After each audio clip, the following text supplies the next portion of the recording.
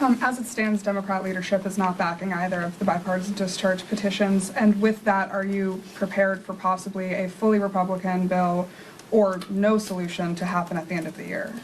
We'll see. Republicans have made that choice that they don't want to extend the premium tax credits.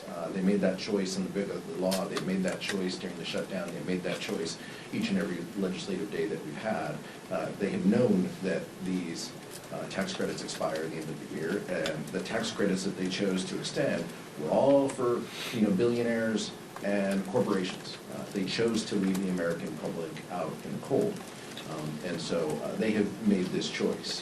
What we are prepared to do is to help, is to dig in, to offer our votes on a reasonable solution. And if Republicans want to meet with us to talk about what that solution looks like, this is the fastest and easiest path that has bipartisan support in the Senate and could become law. And so that is our plan and our focus, but we're going to continue to engage our members along the way because our core belief is providing health care to people, and that continues to be the focus.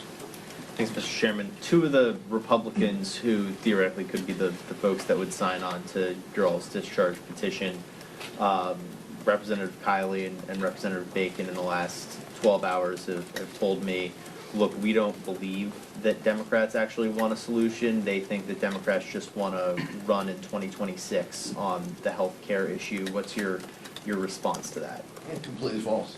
I mean, that could be what they tell themselves to put themselves to sleep at night, but that's not reality. Look, our core focus and our goal, we've been the ones who have been talking about this. During the government shutdown, when we're all here, we have been the party, we have been the people who have been saying the American people are getting left behind. You help billionaires and wealthy corporations at the expense of people, and that needs to change. We have to fix that. This deadline is coming on 12/31. Join with us. Where was the Bacon and Kiley amendment to the big ugly bill? They signed a letter or something like that telling the president not to cut these things. Big deal. Like, they sign letters all day long to absolve themselves of cutting people's health care. Meet with us, work with us, come to the table and bring your ideas. But more importantly, don't just bring your ideas, bring your ability to tell your leadership no.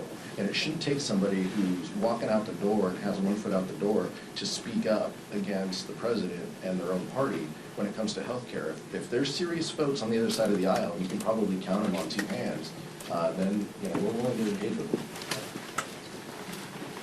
The Democratic solution is very simple: extend the ACA tax credits. That is the solution. There's 214 signatures on a discharge petition. And let me just talk about what the Republicans have done.